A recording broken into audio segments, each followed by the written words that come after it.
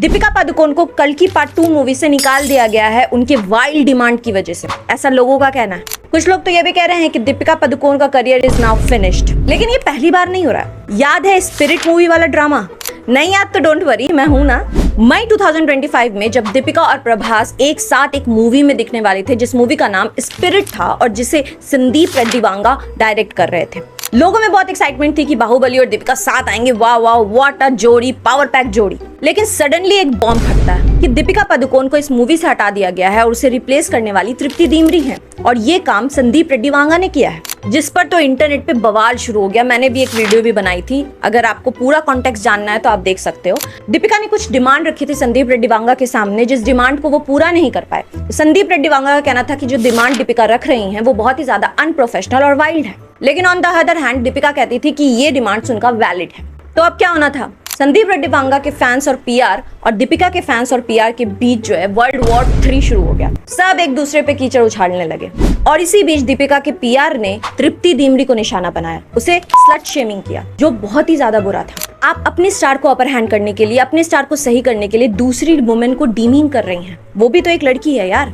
और दीपिका के पीआर को ऐसा करने के लिए काफी ज्यादा बैकलैश में मिला और ये कंट्रोवर्सी एंड हो गई। Now cut to 18 September 2025, history repeat itself. Deepika को फिर एक बार एक बहुत ही बड़ी फ्रेंचाइजी, बहुत ही बड़ी मूवी कल की पार्ट 2 से रिमूव कर दिया गया, और रीजन था वही वाइल्ड डिमांड्स। और इस बार फिर से इंटरनेट पे बवाल शुरू हो गया और एक पर्टिकुलर डिमांड की लिस्ट जो है वो पूरे इंटरनेट पे फ्लोट होने लगी कि ये डिमांड जो है दीपिका ने किया है। तो इस डिमांड की लिस्ट में ऐसा क्या था वो हम देख लेते हैं। तो पहला डिमांड ये था इस लिस्ट में कि 25% जो फी है वो इंक्रीज होनी चाहिए दीपिका की, क्योंकि दीपिका ने जो पहले पार्ट में काम किया था उसमें उन्हें काफी ज्यादा अप्रिशिएट किया गया, इसीलिए उन्होंने अपनी फीस जो है वो 25% बढ़ा दी। तो मेरे हिसाब से ये जो फीस बढ़ाने वाला डिमांड है वो उतना भी गलत नहीं है, लेकिन 25% बढ़ाना ये कुछ ज्यादा है। क्योंकि पता है क्या कि बॉलीवुड में ना फीमेल एक्टर्स को बहुत कम पे किया जाता है, चाहे वो कितनी भी सुपर हिट हो, चाहे वो टॉप की फीमेल एक्टर्स हो, लेकिन उन्हें मेल एक्टर के कंपैरिजन बहुत ही कम फी मिलती है। शायद इसी रीजन की वजह से दीपिका को इनसिक्योरिटी हुई होगी और वो हो सकता है कि 25% इसीलिए चाह रही होंगी। दूसरी डिमांड दीपिका की ये थी कि वो 7 घंटे ही काम करेंगे, उससे ज्यादा वो नहीं करेंगे।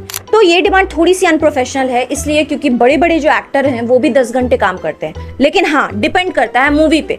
अगर कोई बड़ा स्टार 10 घंटे काम नहीं कर रहा है और वो 5 ही घंटे काम कर रहा है, 7 ही घंटे काम कर रहा है, तो दीपिका को भी हक है कि वो 7 घंटे ही काम करे। लेकिन जो इस लिस्ट का थर्ड डिमांड है वो बहुत ही ज्यादा वाइल्ड है। तो जो दीपिका का ये थर्ड डिमांड है उसमें वो ये कह रही हैं कि उनके जो 25 पर्सनल स्टाफ हैं उनको 5 स्टार ट्रीटमेंट डायरेक्टर की तरफ से मिले। मतलब उनके खाने पीने तक का जो खर्च है वो डायरेक्टर उठाए जब तक मूवी पूरी बन के तैयार नहीं हो जाती है। ये गलत है।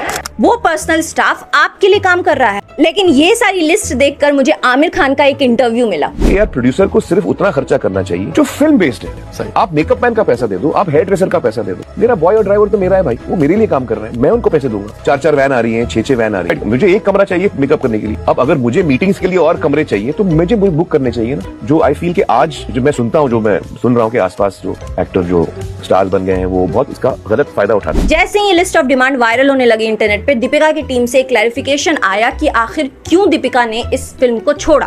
तो अकॉर्डिंग टू द दीपिका's टीम, कल्कि के जो मेकर थे उन्होंने मूवी को 2 पार्ट में बांट दिया, जिसके बारे में दीपिका को नहीं पता था। और मुझे ये रीजन कुछ ज्यादा वैलिड नहीं लग रहा है, क्योंकि चाहे कोई भी डायरेक्टर हो, वो सबसे पहले एक एक्टर को कॉन्ट्रैक्ट साइन करवाता है और वो सारे कॉन्ट्रैक्ट्स में चीजें लिखी होती हैं। तो ये मिसकम्युनिकेशन है या फिर दीपिका की टीम झूठ बोल रही है, ये तो वही जाने। दूसरा रीजन दीपिका की टीम ने ये बताया कि दीपिका के रोल को पार्ट 2 में इतना ज्यादा छोटा कर दिया गया, इतना ज्यादा काट दिया गया कि वो कैमियो बराबर रह गया। और इस लिस्ट में जो लास्ट डिमांड था ये वही वाला डिमांड था जिसकी वजह से पूरी कंट्रोवर्सी शुरू हुई। दीपिका ने ये डिमांड रखा कि 25 पर्सनल स्टाफ जो उनके हैं उन्हें 5 स्टार ट्रीटमेंट मिलनी चाहिए। आई मीन क्यों? वो आपके लिए काम कर रहे हैं, आप उनका खर्चा उठाओ भाई। आप इतना पैसा ले रहे हो, आप उठाओ।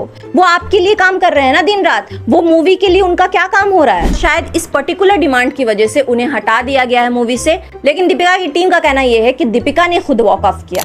अब कौन सच बोल रहा है कौन झूठ, ये तो मैं नहीं जानती। तो इस लिस्ट ऑफ डिमांड को देखकर एक चीज तो बहुत क्लियर है कि दीपिका के कुछ डिमांड जो हैं वो बहुत ही ज्यादा वाइल्ड है, वो बिल्कुल ही प्रोफेशनल नहीं है। मुझे नहीं लगता कि बॉलीवुड में किसी एक्टर के इस तरह की डिमांड को कभी फुलफिल किया गया होगा। आपकी क्या राय है मुझे कमेंट में जरूर बता देना। वीडियो पसंद आई है तो जल्दी से लाइक कर दो, शेयर कर दो और चैनल को बिना सब्सक्राइब किए ना जाना। जय हिंद।